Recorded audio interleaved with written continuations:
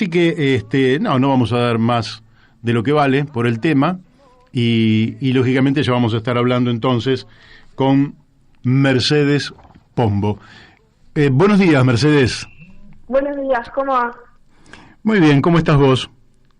Bien, saliendo de una semana intensa. Bueno, muy bien.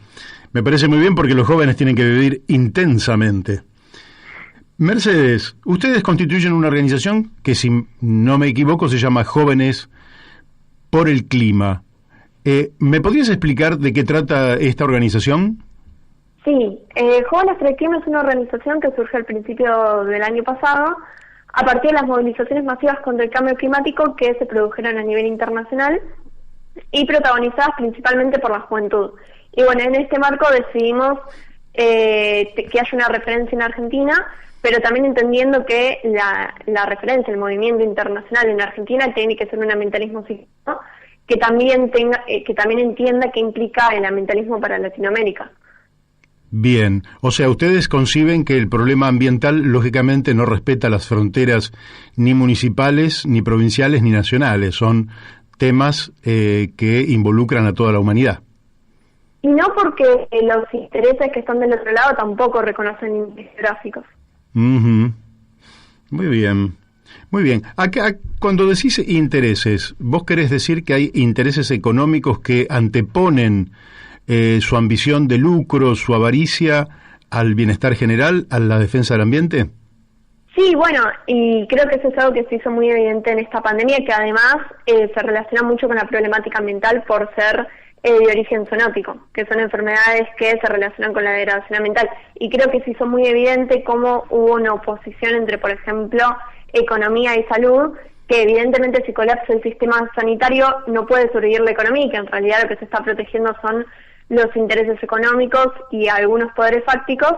Y creo que lo mismo pasa con toda crisis ambiental. Cuando se opone a lo ambiental, a lo económico, cuando se opone a lo ambiental, a lo productivo, en realidad lo que se está protegiendo son esos intereses de esos poderes fácticos.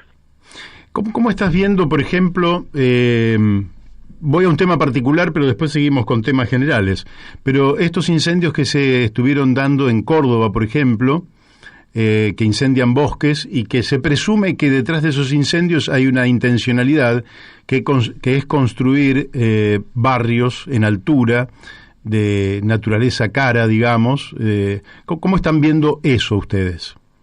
Bueno, la cuestión de los incendios es un fenómeno que no solamente se está dando en Argentina, sino en toda Latinoamérica.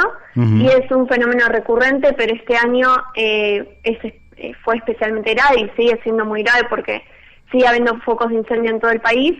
En este momento llegó a afectar 13 provincias. Bueno, y tiene que ver, como vos decís, con intereses inmobiliarios, con intereses del lobby agropecuario. También, por ejemplo, en los solares de altura intervienen los intereses mineros. Hay muchos frentes, bueno, particularmente no es el caso de Córdoba, pero también tienen una relación bastante estrecha los incendios que vienen sucediendo, especialmente, por ejemplo, en el delta del Paraná, con los humedales, sí, que son ecosistemas que brindan muchos servicios ecosistémicos, como la regulación del flujo del agua, previenen inundaciones, bueno, suministran agua, también alimentos, y que también son muy atractivos para la construcción de emprendimientos inmobiliarios como barrios privados. Bueno, entonces, por eso también estamos pidiendo por una ley de humedales, no solamente desde Jóvenes por el Clima, sino también desde el conjunto de las organizaciones ambientales y de la sociedad que se ve afectada por estos incendios. Bien, muy bien. Lógicamente que supongo yo que tienen una postura sobre el tema de el fracking, por ejemplo, y donde evidentemente hay una contradicción muy fuerte, porque el fracking, por un lado, significaría para la Argentina la posibilidad de extraer gas y petróleo, obteniendo lo que el Fondo Monetario y otros organismos le están reclamando al país, que es la producción de dólares a través de la exportación. Pero al mismo tiempo eso ocasiona quebradura en la roca, contaminación de las aguas, potenciales movimientos sísmicos, y la resistencia, lógicamente, de los pueblos. ¿Cómo están viendo ustedes en particular la lucha de los pueblos contra el fracking? Bueno, yo creo que tiene que ver un poco con lo que vos decís. Hay una serie de contradicciones que se manifiestan, por ejemplo, la exigencia internacional para pagar una deuda financiera y la exigencia de proteger la naturaleza, que también es una exigencia internacional, porque hay acuerdos internacionales que firman todos los países, hay informes hechos por toda la comunidad internacional que advierten las consecuencias de no tomar políticas públicas en materia ambiental y que firman todos los países cada 5 años, y evidentemente es contradictorio que se exija pagar la deuda financiera y al mismo tiempo proteger al ambiente si muchas veces para justamente poder pagar esa deuda económica, la manera que está naturalizada en los países latinoamericanos, o la única que conseguimos, es profundizar la matriz extractivista.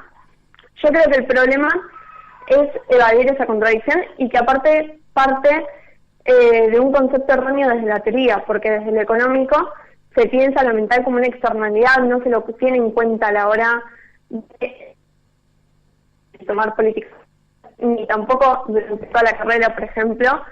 Lo charlaba hace poco con una amiga que es economista y justamente contaba eso. La economía piensa lo ambiental como una externalidad y entonces no se tiene en cuenta que hay recursos limitados a la hora de tomar políticas económicas y, por ejemplo, hace poco pasamos el sobregiro en términos de recursos, lo cual significa que a partir de ese momento necesitamos más de un planeta para poder sostener ese modelo. Yo creo que un poco la solución, y que aplica a la cuestión del fracking, pero aplica también a muchísimos más, es transitar esas contradicciones y también entender que necesitamos tener un proyecto de país en términos generales que vire a un modelo más sustentable, primero por una cuestión social, porque estas medidas no afectan a la naturaleza como ente abstracto, sino que afectan... Ahí no te estamos escuchando bien, Mercedes. No sé si... Hola. Hola, hola. Sí, no te estábamos escuchando bien. Ahí, ¿vos mantenés cerquita de la boca el micrófono del teléfono? Sí, se me debe haber ido la señal. Sí. ¿Hasta dónde se escuchó? Bueno, no, estabas diciendo de un modelo de país. Sí, bueno, yo creo que es necesario tener en vista esta perspectiva que hoy en día históricamente faltó. Creo que cualquier medida que se tome sin tener en cuenta que tenemos que transicionar a ese modelo va a ser mala, sea la medida mala en sí o no. No sé si por ahí es un poco confuso lo que estoy diciendo, pero tiene que ver con eso, con entender que tiene que ver por un lado con derechos humanos de las poblaciones que viven en las zonas donde se realizan estos proyectos, y también tiene que ver con una dimensión estratégica. Si tenemos en cuenta que, por ejemplo, la Unión Europea, como parte del paquete de recuperación económica para 2023, dijo que iba a haber un impuesto a los países, a los bienes de los países que emitan más que el bloque, entonces hay una economía internacional que los primeros que se van a adaptar son los que saquearon históricamente los recursos latinoamericanos, y es una dimensión estratégica que también tenemos que incorporar. Bien, y por ejemplo, nosotros prácticamente la Argentina es un país de sacrificio ambiental en todos los niveles. Otro de los niveles es, por ejemplo, lo que pasa con las fumigaciones o lo que pasa con la producción sobre la base de agrotóxicos, un modelo tecnológico agropecuario que realmente está intoxicando la tierra, está intoxicando a las personas. ¿Cómo ven ustedes esta situación? Y después te voy a hacer una pregunta respecto de... Pero antes contéstame esta. A ver, ¿cómo están viendo ese modelo agropecuario que es el que predomina en la Argentina, al tiempo que son muchos los que lo cuestionamos? Sí, bueno, eso es terrible. Tristemente tenemos uno de los récords mundiales en uso de agrotóxicos y afecta transversalmente a toda la población porque está en los alimentos que consumimos, pero principalmente como decía antes, a los sectores de la población que viven al lado de zonas fumigadas, y me parece que no podemos naturalizar que un modelo tenga zonas de sacrificio y que haya un costo humano que se asuma para perpetuarlo. Me parece que eso es inadmisible hoy en día, y que aparte, si pensamos que el objetivo es poder llegar a un horizonte socialmente más justo, me parece que no se puede admitir que se den esas situaciones, y además es un modelo que implica mucha sujeción económica al capital extranjero, porque, como decías vos también, no solamente es el uso de agrotóxicos, sino que es un paquete de medidas, un paquete tecnológico que también implica una sujeción al productor y margina a pequeños y medianos productores. En ese sentido me parece que es interesante también analizar que en las ciudades particularmente subió mucho el consumo de productos agroecológicos este último tiempo de cuarentena. Así es. Estuvieron con el gobernador de San Luis, Alberto Rodríguez A., ¿verdad? Sí, hace un tiempo. Hace un tiempo. Contanos un poquito. Fue una experiencia interesante. Fuimos a recorrer escuelas generativas, que son una experiencia educativa que incorpora por ahí temáticas particulares en cada escuela, y fuimos a recorrer justamente escuelitas que tenían como eje la cuestión ambiental. Y también tienen un laburo bastante intergeneracional, que es interesante. Y bueno, nos recibió el Ministerio de Ambiente, charlamos un poco, nos reunimos y finalmente conocimos al gobernador, que es un personaje. ¿Y quedaron satisfechos de esa reunión con el gobernador? Yo creo que fue interesante. Evidentemente tenía un trato con la cuestión de la que estábamos hablando. Dijo un par de cosas sobre agrotóxicos y sobre la necesidad de evolucionar desde ese modelo justamente. Y sí, fue una reunión interesante. Bien.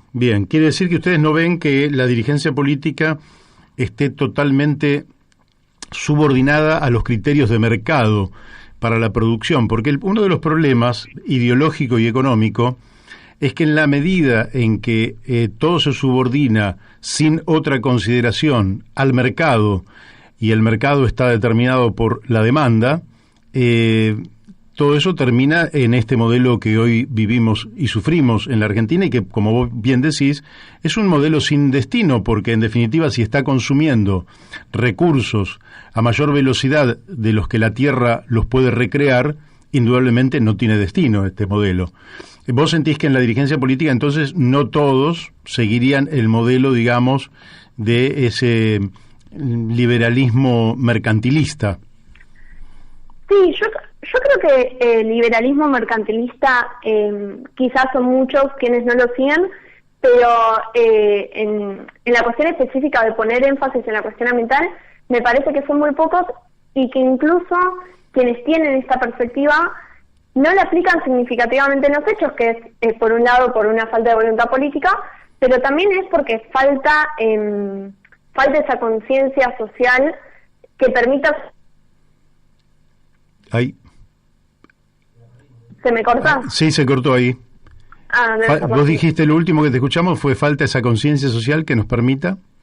Claro, falta esa conciencia social que permita también sustentar esas medidas, porque muchas veces quienes se oponen a ciertas medidas son las dirigencias, son los grupos fácticos y también sectores de la población que bueno, y no identifican a la problemática ambiental como uno de sus intereses, especialmente quienes no viven en zonas directamente afectadas por la problemática. Algo que hay que seguir trabajando, y es un poco el objetivo de militar. Muy bien. Bueno, te hago la última pregunta. Ustedes, lógicamente, tienen un papel por delante sumamente importante. Ahora, por un lado hay tareas siempre en la vida, hay tareas de defensa, ¿no?, que son tareas, como podríamos decir, de resistencia, y hay otras que son de pasar a la ofensiva, es decir, de iniciativa, ¿verdad? si ustedes tuvieran que definir una, dos o tres iniciativas para ir cambiando el modelo que tenemos por otro que sea ambientalmente sustentable, ¿a qué referirían? Bueno, yo creo que un punto central es la matriz energética. Necesitamos virar a una matriz energética sustentable. En términos generales, por ahí me queda más de tres. En términos generales, diversificar la matriz productiva. Creo que es lógico que un país grande como Argentina produzca, por ejemplo,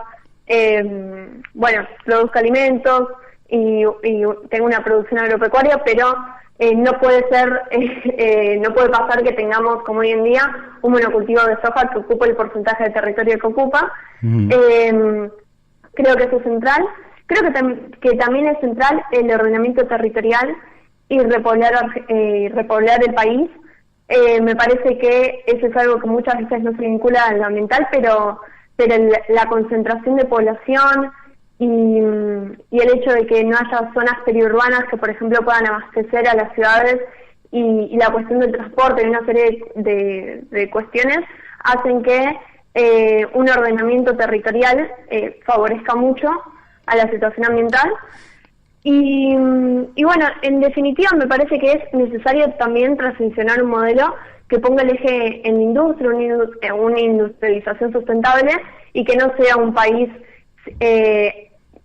principalmente agroexportador y que se base en el extractivismo para sostener su economía. Que es una perspectiva que tiene que estar, como decía, en toda medida que se tome tiene que estar esa perspectiva de que el objetivo tiene que ser reinvertir eso en otra cosa, en otro modelo económico, pero no profundizar indefinidamente en el modelo extractivista, porque en mediano plazo nos quedamos sin Argentina. Sí, mañana vamos a tener aquí a Alicia Castro, que hicieron un evento de tipo internacional que le llamaron internacionalismo o extinción, ¿no? Como una alternativa. Es decir, se podría decir en términos más antiguos, solidaridad entre los pueblos o nos vamos al demonio. Y ellos, dentro de sus planteos, se plantearon qué hay después del capitalismo. Ustedes que son jóvenes y que seguramente van a estar viendo como grandes espectadores privilegiados el fin del capitalismo, ¿qué observan más allá del capitalismo? Si es que observan algo, es una pregunta que te hago. Y eso es muy complejo. Yo creo que es difícil siempre identificar qué es lo que va a venir antes de que venga. Yo también no sé si estamos viendo el fin del capitalismo. Yo no soy tan positiva en el sentido de pensar que es un poco eso que estuvo circulando de CISEC sobre filosofía de la cuarentena, esa cuestión de que el virus va a desembocar en una revolución. Yo creo que estamos en este momento en un modelo no solamente económico, sino también cultural y social muy cerrado sobre sí mismo, y que no va a transformarse positivamente hacia las grandes mayorías sin una lucha muy importante del otro lado, que no sé si en este momento está. Así que mi perspectiva no es tan positiva en ese sentido. No sé si viene algo mejor. Yo creo que incluso por ahí con otras diferencias, pero yo creo que viene un capitalismo más crudo, porque si cada vez son menos los recursos y cada vez es mayor la población y hay sectores concentrados de poder que cada vez concentran más riqueza y más poder, yo no veo tanto que vaya a desembocar en una salida positiva. Sí, si volviéramos, digamos, al criterio de que hay cosas que son propiedad privada, hay otras que son propiedad pública y hay otras que son propiedades comunes. El sol es una propiedad común, la atmósfera es una propiedad común.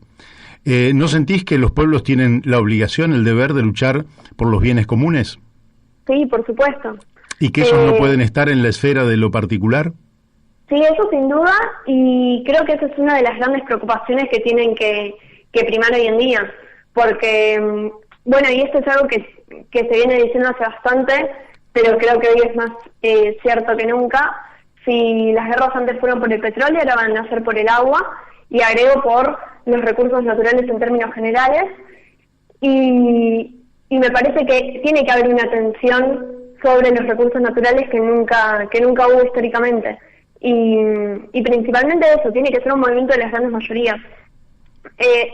Retomo por ahí lo que dijiste hace un ratito sobre esta cuestión de que el ambientalismo generalmente adopta una forma de resistencia, por ejemplo, de los pueblos que se ven afectados por una cuestión particular, como el fracking, como la minería, como el uso de agrotóxicos, pero no están a la hora de pensar esas medidas económicas, y creo que también hay una lógica de los medios de comunicación, en general de la sociedad, de marginar al ambientalismo no solamente ese lugar de resistencia, sino